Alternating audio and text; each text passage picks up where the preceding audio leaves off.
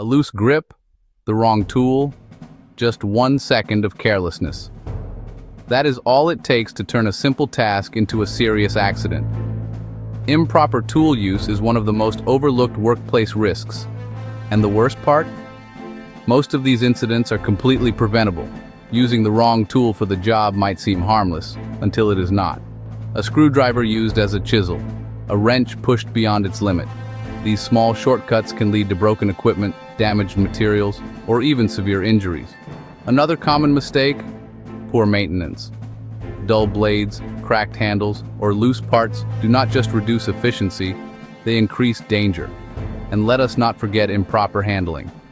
Carrying tools carelessly, leaving them in unsafe places, or using them without proper training can create risks not just for you, but for everyone around you. The truth is, tools are designed with purpose. When we ignore that purpose, we invite consequences.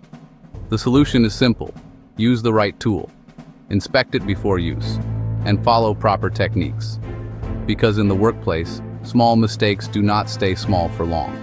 Stay safe, work smart, and respect the tools that keep you productive.